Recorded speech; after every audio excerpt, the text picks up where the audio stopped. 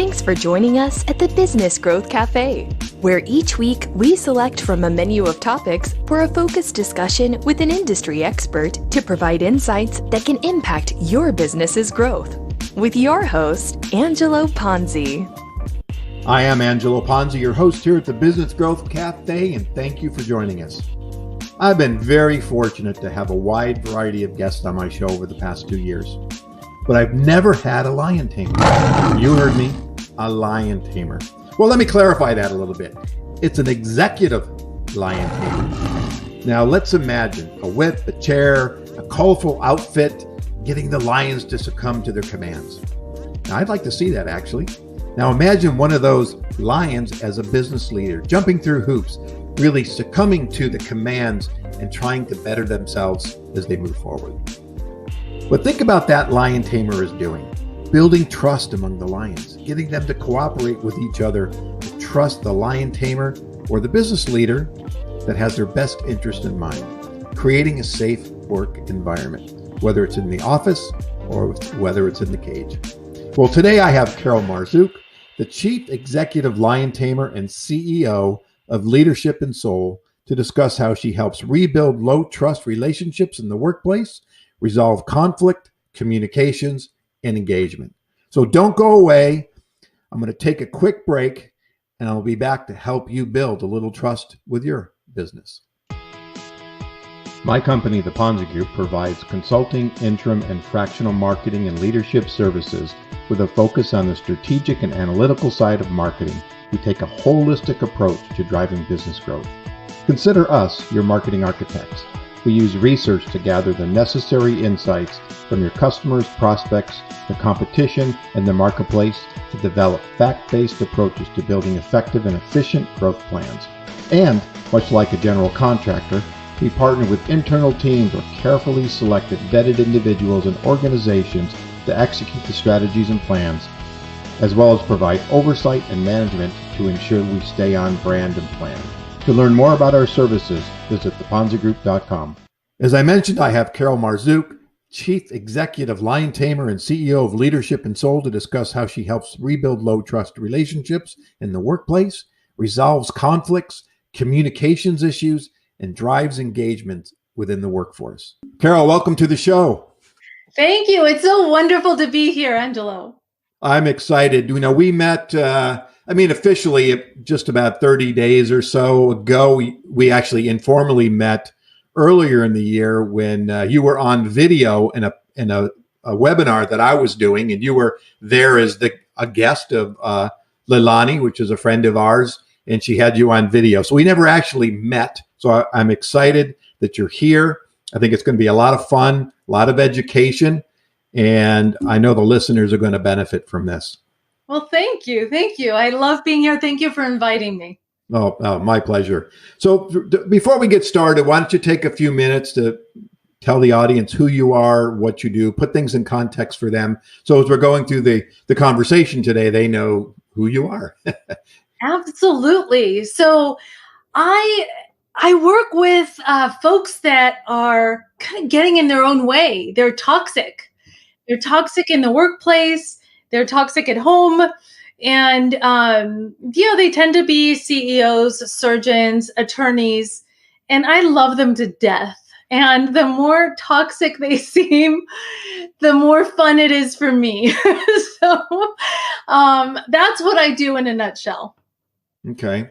Now, we're going to talk about toxicity here in a little bit, because I know what you mean, especially in the workplace. And we had our kind of a prep call earlier on. I have worked in those environments. Some I've survived, some I couldn't stand it anymore, and I got the hell out. So I know how corrosive, we use toxicity and corrosiveness, they can be, and how they can erode productivity and employee loyalty and all those other things. But I'm going to save that just for a second. But because you're an entrepreneur and you run a business.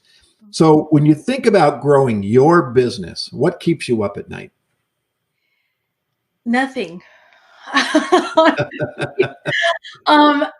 That is not what keeps me up at night. When I started my business, I've been wanting to start my own business since I was in corporate. And I'm married to an engineer who's wonderful. We've been married for 21 years. Congratulations. Thank you. As you can imagine, he was very happy with my paycheck in corporate. I was in charge of, a very large, well, pretty much the whole area of learning and development for the whole global operation. And I had a nice paycheck. And so he just said, can you just do your job and we can just keep our paycheck? And so at some point I just said, I'm kind of done. And we're just going to, I really just kind of need to do this. And so he took the leap with me. And honestly, Angelo, even now, I drive my coaches crazy because I don't really care so much about my bottom line. What keeps me up at night is, oh gosh, did I send this person this, or could I have helped this person more, or did I tell them about this resource, and the dollars just come in. And the business itself doesn't keep me up at night at all. It's my clients. I just want to make sure that I'm there for them. Okay, fantastic. Now, going from corporate world to an entrepreneur, was this your first entrepreneurial venture? Yes. Okay. So it wasn't like you woke up one day and said, I think I'm going to become an entrepreneur. I'm leaving my job tomorrow. You're smiling. I can see you. It might have been something like that. But how much planning did you do before you made that leap? Not much. It wasn't, when I was in high school and, I did little things, right? Like I sold roses and I did little things to get by. But I didn't do a lot of planning. I kind of just took the leap. I know I did everything wrong. I'll say that. I did everything wrong. I didn't do anything by the book. And it just kind of happened because my whole premise was, I know what my sweet spot is. I know what I want to do. I know what I'm good at. I know that a lot of people know what I'm good at because I've been doing it for so many years. And so I'm just going to tell them that I'm doing it on my own now. And that's what happened. And so my clients just kept referring me other clients, and then it just snowballed. Well, that's always great when you're getting referrals and growing your business. So my first shot at as an entrepreneur, I was 23. So I've only been in the workplace, and I grew up. My dad was an entrepreneur, and my mom worked with my dad. So I always saw it. So I always knew I wanted to be my own boss, and so I won't go into this a long story, but I did it at 23. Was in the film industry, and I started, grew, and failed all in the same year. And my partners were way older than me, and I believed everything they told me. And so I learned a huge lesson. They didn't teach you that in college, about you trusting your partners. And it was around about 7 years later, and I now went from agency to corporate and back to jumping around. And I was trying to buy this firm I was working in, and they broke off the deal at the nth hour, and I got upset. And in those days, I was a younger, hot-headed Italian as opposed to just. and I said, "That's it," and I walked out the door. And so I started calling all of my competitors and started pitching them on the idea of me being a resource for them. Uh-huh. And I had a whole bunch say they would do it, and some of them did, some of them didn't. But that's how I got started in my second entrepreneurial position. And that actually went for about a little over 13 years before I sold my company. And so, but it was one of those same like you. It was like literally, I was like, I'm done. I'm walking out the door. I'm over this stuff. I'm not doing the corporate stuff anymore. And that's how I got going there. Yeah, there's a point where you just say, I'm done. And part of that I'm done for me was the toxicity in the very people that were working with me, that were essentially, they knew exactly what to say in public, and they were doing the exact opposite behind closed doors. Mm-hmm. So the thing that I think was the last straw for me is, I was traveling a lot. And so, my programs took me all over the place. And one of them was, Italy, and the other one was France, and so I remember being in those places, and my boss's boss would actually seek out where I was to then get me right before I start speaking. And it would be to the board or to the executive team that I'm bringing on to this, this leadership program, global leadership program. And he would say things like, you have zero value. I don't know why the board is working with you. The CEO shouldn't have you working with him. He should want to work with me. And this went on for 2 years. And that, that was really difficult, because here I am telling people, and coaching people on how to handle this stuff. And meanwhile, I'm taking it from this, 6'7" Irish man, and I'm 5'2", and I'm just taking it. And so finally I did end up just addressing it and asking. And the way I addressed it was, I just said, all right, so what are 3 things that I do well? And of course, he had no answer for that. He didn't want to ever tell me anything I did well. And so he eventually stopped saying those things, and he stopped following me. But it was 2 years of that. And that was my breaking point, Angelo. That's when I said, no money, like no amount of money is worth this. And I'd rather make $0 or $100 a week and just do what I love and go move into an apartment if we have to, then take this stuff. And I'm going to go help people that are in this situation, because nobody should have to do that. Nobody should have to live like this. I agree wholeheartedly with you. And like I was saying, I've been there, experienced that. And I don't think I would have taken 2 years again. I was a little hotter in those days, but even so, I mean, my most recent experience was only 4 years ago, where the environment was so toxic, and the way that the management treated the employees, to the point where it just broke me. And I won't go into the story, and we'll talk offline at some point in time, but there was just something that was done. It was like, that enough is enough. I can't be here anymore. When you're a consultant driving to work and you're questioning, why am I going there? Why am I putting up with this stuff? I don't have to, but why am I? Right.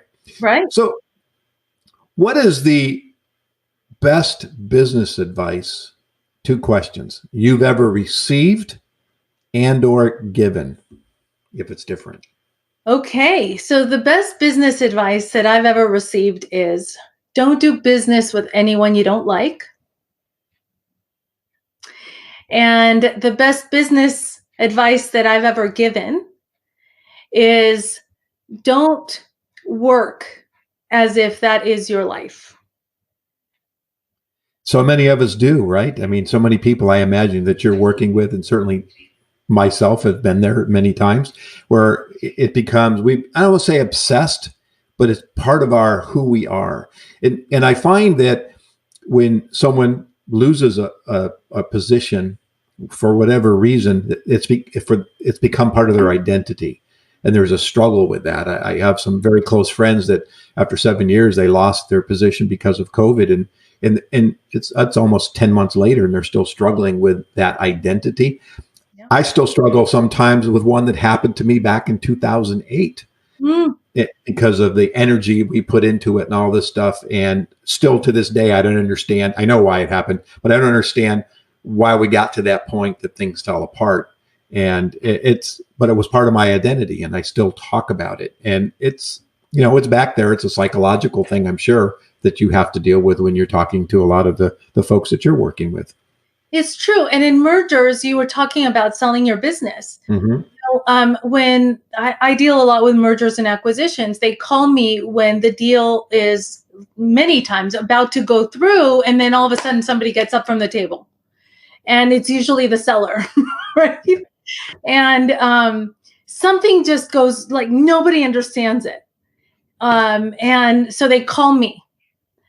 And many times, if they had called me earlier, I would have assessed the seller, and I would have realized that this man or this woman it just happens to be that it's usually a man when I'm in, when I've been involved, but they are not going to sell. They're going to get all the way to the end, and they're going to see that 60, $100 million paycheck, right? In their, like, it's almost in their hands. And they're going to realize that if they give this up, they're going to have nothing, and they're going to lose their identity. And it happens more often than you think. And so it's very interesting. But yeah, there are a lot of people that this is their identity. This is it. This is it. And many times they're not the president or the CEO. They're an HR director or a manager or an admin, and they lose the job. And then it's like, whoosh. Yeah, it's interesting. You just brought up a bad memory for me. Thank you very much. But but when I sold my business, Yeah. we were now moving into a high-rise office, and it was more of a formal office situation. And I just flashed on me, out of the 21 of us, I was the only one that struggled with the change. That now I'm in an office. Now I got people walking in my office door all the time and all this kind of stuff. And so I remember struggling with it in the beginning. It probably took me longer than anybody to settle in. And then at the end, when it ended, and it ended because it's a long story, but they tried to move us. I didn't want to go, blah, blah, blah. And I struggled with that because I couldn't understand, because I thought we could have made it work where we were at. We didn't need to move to another town. And so, yeah, I mean, really coming and going, because again, back to identity and what's your purpose and what are you going to do? And hey, I don't know, if I had $100 million, I probably wouldn't be thinking twice about it, but you just never know, because money doesn't necessarily make you happy and make you at peace, right? No, many of my clients are millionaires, and let me tell you, it's far from where they're at. Yeah. Yeah. So, now, in my intro, and certainly on your LinkedIn and other places, you refer to yourself as the executive lion tamer. Now, I love the positioning. It's very descriptive. I see it. I love the mantra. But where did it come from? So it came from my telling a story one time, actually, improvisers. You know how you tell stories about what's happening with your clients. And so I was telling the story of how there was an attorney who referred me to another attorney. And the situation was that he had serious anger issues, and he was violent in the workplace. And it came down to, we met. Let me back up. So we met, we had lunch. And he said, oh, I know what they're trying to do, Carol. But here's the thing. I'm the rainmaker of the firm. And if anyone has to adapt, it's everybody else. Because without me, they've got nothing. And so I said, no, I get it. I'm not for everyone. And here's my card. And if you know of anyone that's coachable and that wants help, or, whatever it is, please give them my card. And, I'm here. And so I thought he would throw my card away. But about a month later, he called me. And I remember I didn't have a lot of sleep the night before. So I found everything extra funny. And he called me and he said, hey, Carol, do you remember me? And I said, yes. I was really surprised that he called. And I said, yes, I absolutely do. And he said, well, I just threw a chair across the room and I almost hit an associate. It grazed her shoulder. And so I said, well, so are you calling me because you need better aim? And so this is not a time for jokes. Now we have a lawsuit, and now I really need your help. And they told me that if anyone could get rid of this lawsuit, it would be you. So this is the person that really had it in for me before, and now she really is upset. And so he said, you told me that I need to be coachable and not so many words, and I guess now I'm coachable. So I started working with that firm. I'm still working with them. Now they don't have any issues at all, actually, but they still want to continue to grow. And I've been working with the managing partner and the rest of the attorneys, and they've been wonderful. So how did you get the label Lion Tamer, though?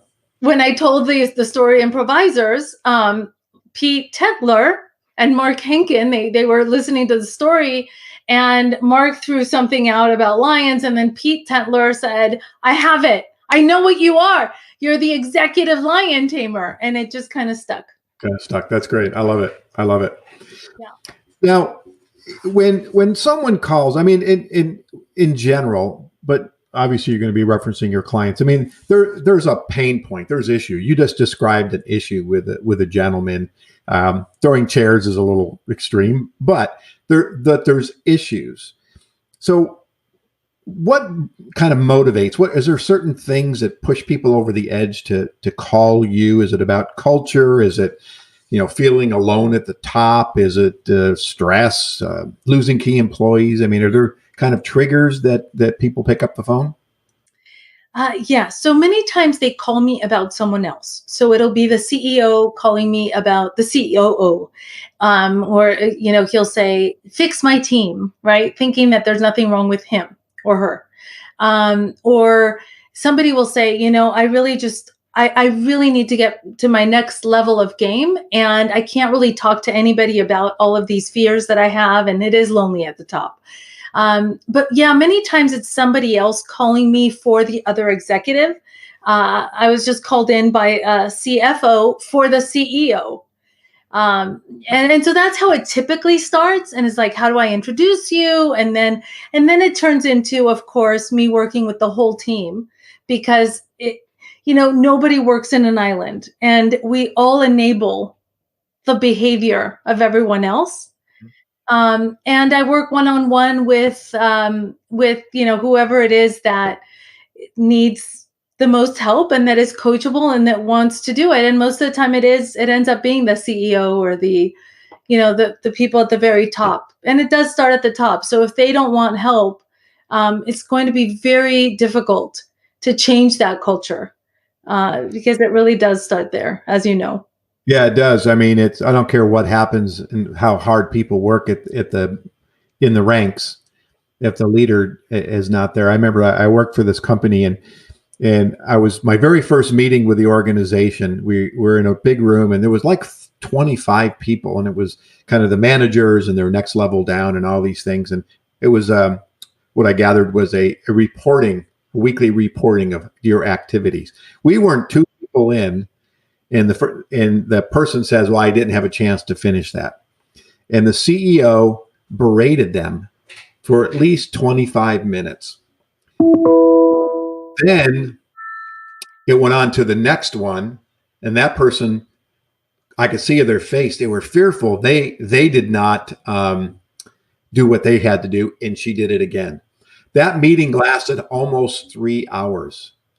And thank God when it got to me, they said, well, you're too new. You don't know. You don't have anything to report yet, and moved on. And my job was to counsel her. And so I, immediately said, well, you can't do this. If you really want to do this, you got to pull them aside. You got to have, different kind of team meetings. You can't do this in a big crowd. And so it was just interesting that I've seen, places where there's been toxicity, but this one was just riddled with it. And I remember, I did an employee survey, and the employees basically responded as soon as the CEO walked into the office, they all put their heads down for fear that they would catch her eye and lose their job. So, I mean, that was like just a horrible environment to work in. That is horrible. And many times they do think, oh, they're never going to go for it. They're not coachable. They're horrific people. And those are the people that actually end up needing the most help and that are the most insecure, and that because it's almost like they're crying out for help with that toxicity. Mm-hmm. So those are the people, the ones that others think are not going to go for it, are the ones that actually end up going for it more. Interesting. Yeah. So, but you're talking at the top, but how often do you at the end, regardless, it rolls downhill. We know what the it is. Really, you're talking about employee engagement now, employee involvement. Do you get down into that level, and do you have a program in a sense that you work with employees to kind of get them more engaged and loyalty? Because we're going to talk about kind of the disengagement of employees right now in the world and here in the United States. So that engagement, that loyalty, that that emotional connection, as I like to say, to the organization is so important these days because, maybe COVID's impacted that a little bit or probably a lot of bit, but how do you work with the employee base? Yeah. So I work from everybody from the boardroom to the mailroom. But I always do start at the top for the reasons that we talked about. And yes, so I work in chunks. So it always, even though we start at the top, we always go into the different teams, and it really depends on the organization and how they're structured. But at the end of the day, once we get the leaders on board, then it's a lot easier for everybody else to get on board. And the trick is to not have this huge campaign. You're in marketing, you get all this stuff, you're so knowledgeable in this area. And you know that if we say, all right, everyone, so these are our values, we're going to start doing this, and it's this huge campaign. Like a really great example is one of my big companies that everybody knows that I can't reveal, but they're known for working their employees to the ground. And we're trying to change that. We're starting at the top, and it's very hard for the CEO and his partner to change, but they're really trying. We're working on this. And one of the situations that we had was, he said, okay, we're going to only have hours between, you can only work between this hour and this hour. You cannot accept meetings before this time and after this time. I want you to have more work-life balance. And part of that is because people were feeling that if they didn't work at 2 a.m., they'd be fired, because that's the culture. And yet, he's sending out emails at 3 a.m. and texting at 3 a.m, right? So saying something and doing something different is worse than not saying anything at all. Yeah. So the point is that once we have people doing it, not saying it, it's a lot easier to then move into the different facets of the organization.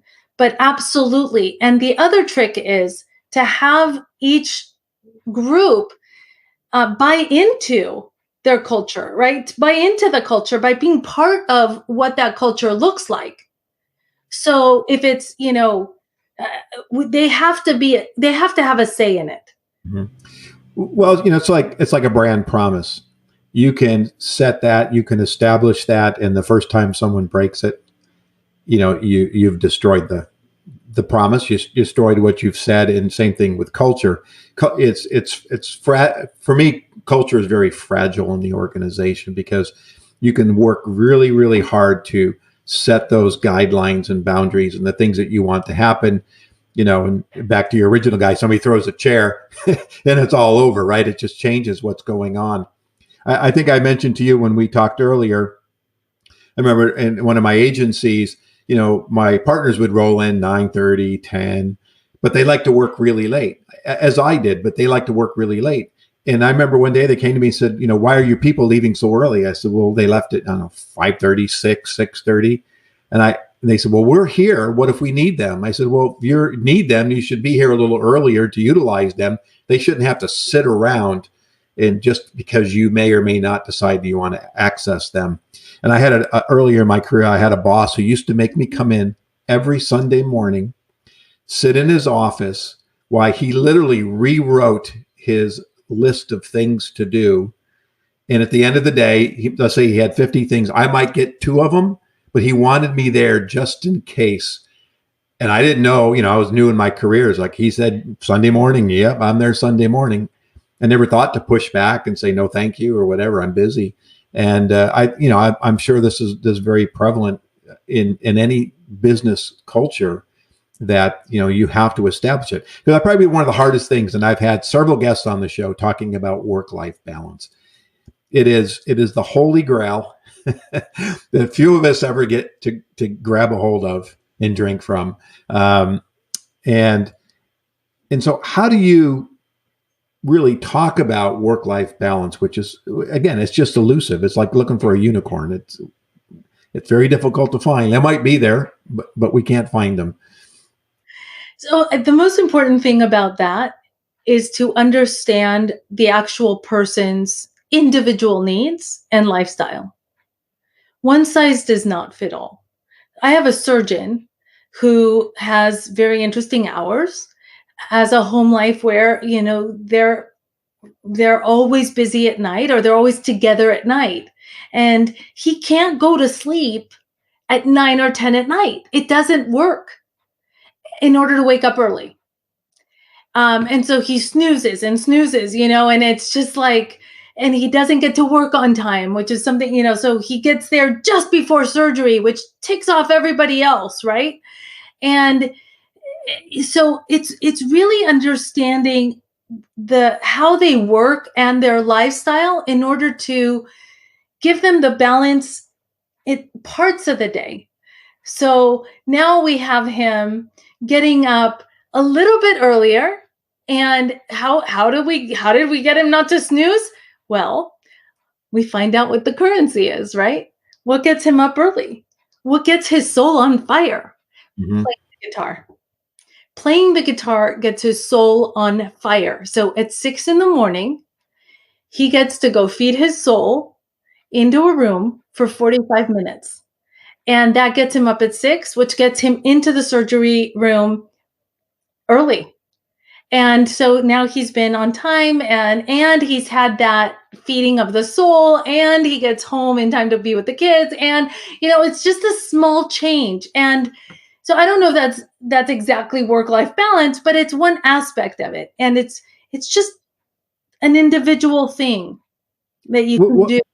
Yeah. Well, I like this, what you're saying, because it really isn't about necessarily a massive change. It's inches, right? We, like we're in a football game, right? If we move an inch to the left and move an inch to the right, potentially we've changed the shape of the game. And really that's what you're talking about. Is it doesn't take a lot. It's really a game of inches, in a sense that all you need to do is pivot a little bit. And I like that. I mean, I've been, part of my behavior is I stay up late, I get up early, and then I'll say at 6:30 in the morning, I'm going to go work out.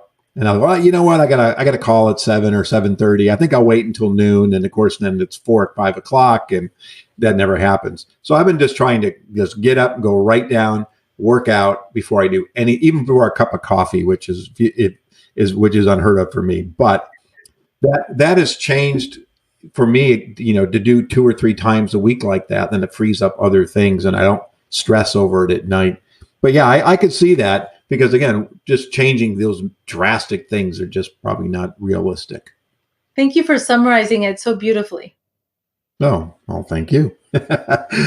I think one of the words I wrote down when I think about culture and engagement and senior management working with employees is about trust. Mm-hmm. It's about building trust that people will deliver and follow through on what they say. I mean, did you find that that's kind of a key aspect? That is actually the baseline.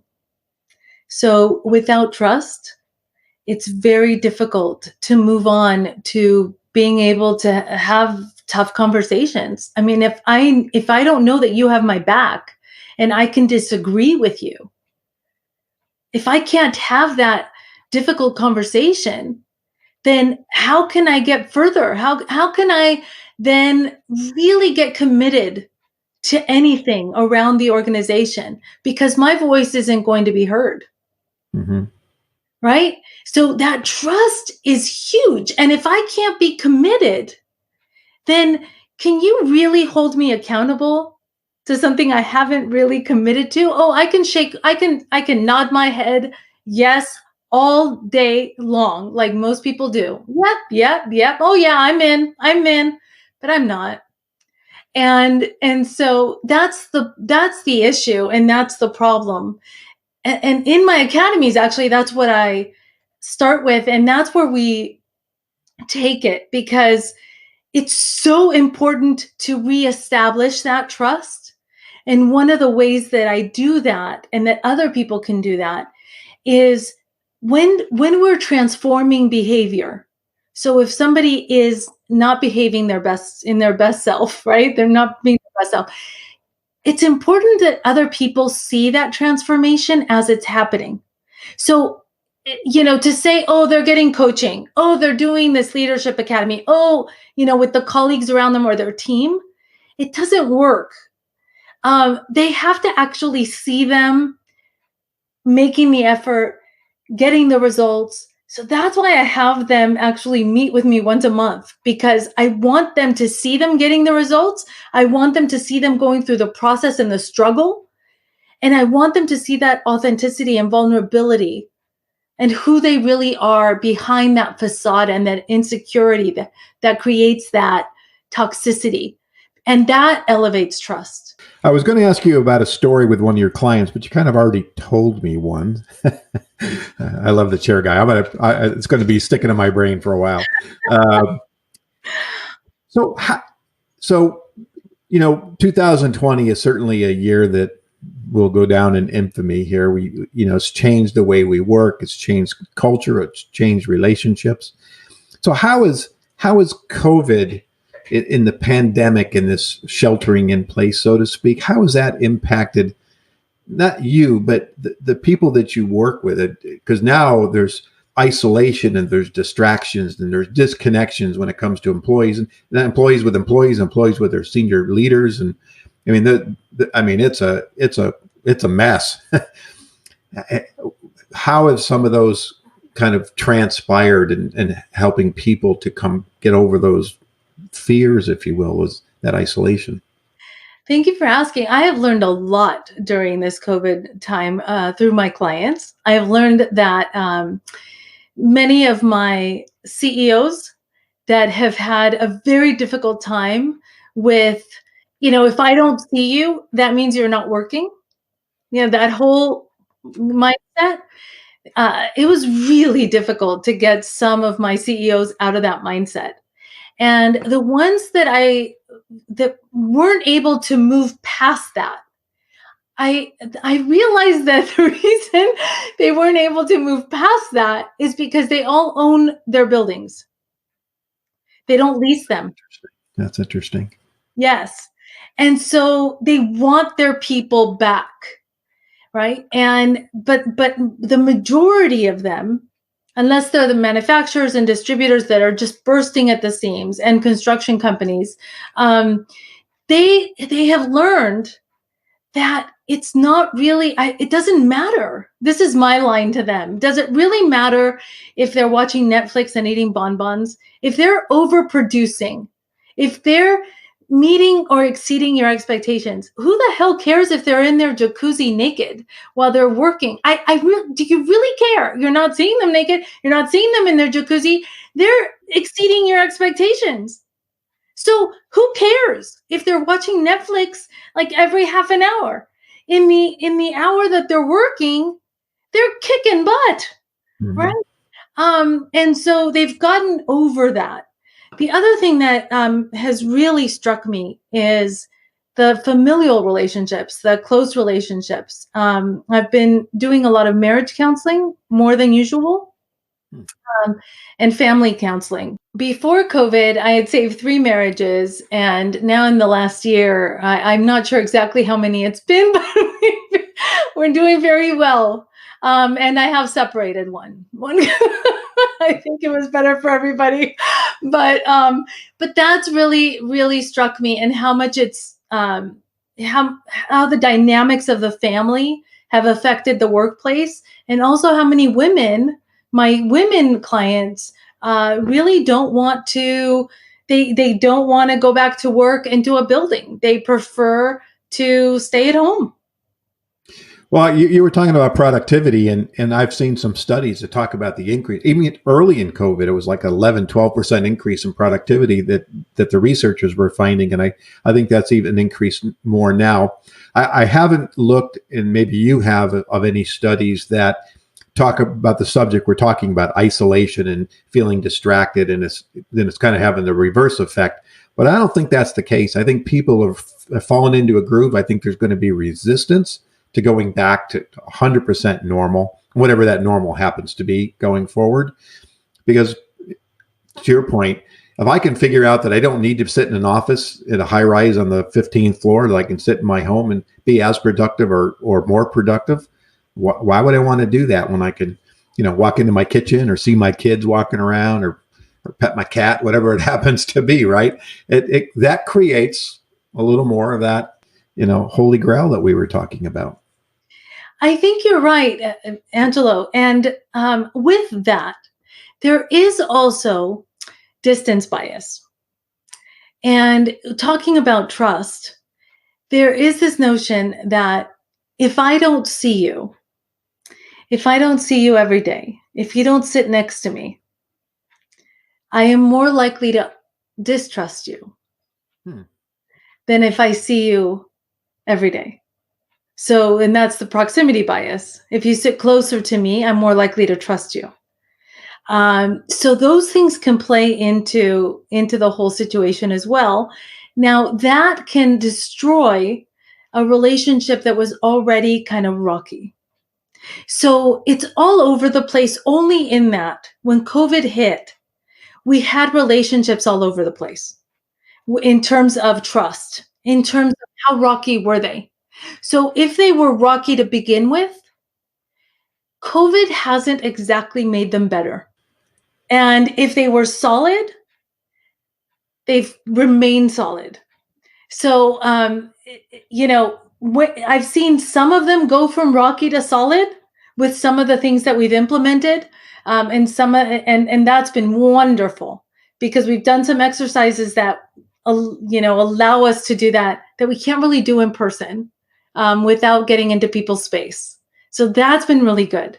But for the most part, in general, what I'm noticing is that it really depends on the person, where they get their energy from, if they get their energy from people or by being isolated, and also about the relationships that they have. Where were they before? Mm-hmm. And how did they advance or maybe get worse because of the tools that we have now? A curious question. When you engage with somebody, I mean, what's the process? I mean, are you having a conversation like we're doing now and you're assessing? Or are you having them fill out some assessment tool? Or how would you figure out who I am and what my issues are? Not that I have any, of course, but don't talk to my wife. Where's my wife? Don't ask her. But so my first thing that I do is I just meet them to see if I like them, because I don't work with anyone I don't like. And they also have to like me. So that's it. That is really the first session. And if that's comfortable and we want to proceed, then we go ahead and do so. And in that first session, I also get a sense of how coachable they are and how willing they are to be open with me. I tell them that everything is confidential because everything is. And the only thing I report back to whoever I'm reporting back to, if whoever's paying the bills, is that we met and how long we met for, but nobody gets to see their notes unless I get written permission from them. So really, that's how it starts. And I don't take every client because life is just too short. Well, you know what? You're absolutely right. It's interesting as entrepreneurs and solopreneurs and running our own businesses, it is a difficult thing to say no to a potential client. And I remember the very first time when I had my agency, we fired a client who had a huge monthly fee, but they were so back to the whole conversation. They were so disruptive to the firm that my people hated working with them. And it got to the point where there was no amount of money that made any sense because it was hurting everything else. And there's been times as in this last go around for me, I started this business in 2014 after another stint on the corporate side and another long story and why that got the hell out of there. But it's been difficult to say no, thank you. And I've gotten over the last several years, it's like, I'm doing what you're doing, right? I'm having a conversation. And I mean, I had somebody call me up one day and said, hey, you've been recommended to me, but I have to tell you, I don't believe in marketing. So convince me. I was like, yeah, I don't think so. and it was shocked. It was like, why? I said, because I'm going to have to convince you today and tomorrow and the next day and the next day, and why I'm of value. You don't need me. You don't want me. Thank you very much. I appreciate it. And I wasn't quite that blunt, but I was probably pretty close to it. And so part of it to you is there a chemistry? I just talking to somebody a few weeks ago, and after they wanted a Zoom meeting, and we talked on the call. There was two of them, and at the end, they didn't crack a smile. They didn't say anything funny. They were so stoic. It was like, boy, if that's how they are, I'm not sure I could work with them. Right. And I'm not sure that's going to be a real fun situation, because part of what we do, we have to enjoy it, right? Right. If we're miserable doing what we're doing, then who wants to help somebody else if we, that makes that happen. Right. Absolutely. Is there kind of a self-assessment that someone needs to go through when you think about a corporation? So, hey, I'm here, I got all these employees, and I think I'm wonderful, but I don't know that I need you, Carol. So, how do people get introspective and really kind of assess to the point? And I know you said you get a call because somebody else is calling on the other person's behalf. But do people ever self-assess and say, I'm in trouble, my people hate me, or whatever? Yes, they do. They do. Many times they do. They say, I really don't know what to do anymore. I'm at a loss. I've tried everything. And I can't, I don't know what what to do. I've tried everything, and it must be me, right? Yeah. And I know I lose my temper. I know I just tell people what to do in a very abrupt way. And I know I have to change. I just don't know how to do it. Can you help me? And yes, a lot of it happens, like that. And so, in terms of assessments, yes, I have different types of assessments based on what the situation is. I am a very big promoter of predictive index. My clients love that. Sometimes I use DISC, but I don't really make money off of those things. I use them as tools for my client. So I don't like them to spend money on those things. So I use them when it's relevant and when it's needed. I also use 360 tools and things of that nature. So I have a lot of tools based on the situation, that we use. But yeah, definitely it happens. Definitely. And once we get started, once they meet me for some reason, they're even if they're really like hard and people are like, you're never going to get into that person's mind. They're never going to even say hi to you. For some reason they do. And maybe it's just because I look unassuming and I feel like not threatening. I don't know, but they tend to open up to me. Well, I think, and again, I haven't known you that long, but I have to say in our few times that we've been on the Zoom together, say phone call, but Zoom, you put people at ease. I feel very at ease, and hopefully this is coming through in the conversation that we're having today. So yeah, absolutely. I could see that. And that big bat you have behind you doesn't hurt either, that you're going to swing that. What? I don't know what you're talking about. It's a joke. You're looking. They can't see. The big bat. I'll put you at ease, baby. Yeah. So one last question. Yes. What gets you out of bed every day? What inspires you to wake up, clap your hands, and say, this is going to be a great day? First of all, what movie was that from? Do you remember? No, tell me. Jerry Maguire. Oh, I love it.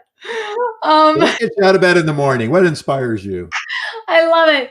I cannot wait to get out of bed in the morning. So what inspires me is my academies in the morning. It's my speaking engagements. I cannot wait to get in there and see my teams. They're like my mini families. And every month we meet. And I love seeing their transformation every month. They report out their results every month, and just seeing the glow on their faces and watching how they see each other. Even now virtually, you can really see their faces.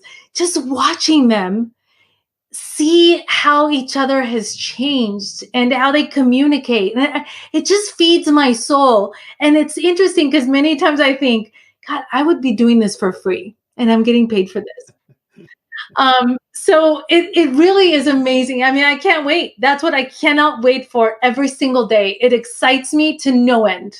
Well, this has been a lovely conversation. I've really enjoyed it. I hope listeners have benefited from this conversation. I hope if you're in need out there and you need some help, I'm going to point you right to Carol. And then second, she's going to tell you how you can reach her. So I'm going to turn that over to you. Why don't you tell them all the great ways they can contact you? Well, better than just writing a note and putting it on a pigeon. Now we can actually send an email to carol@executiveliontamer.com. You can go to the website, executiveliontamer.com. You can go to my LinkedIn. And yeah, any one of those things will work. The phone number for my office is 951-888-5857. And so one of us will answer the phone, and I cannot wait to talk to any one of you out there that wants to chat. Well, I hope you will reach out. Thank you so much. This has been great.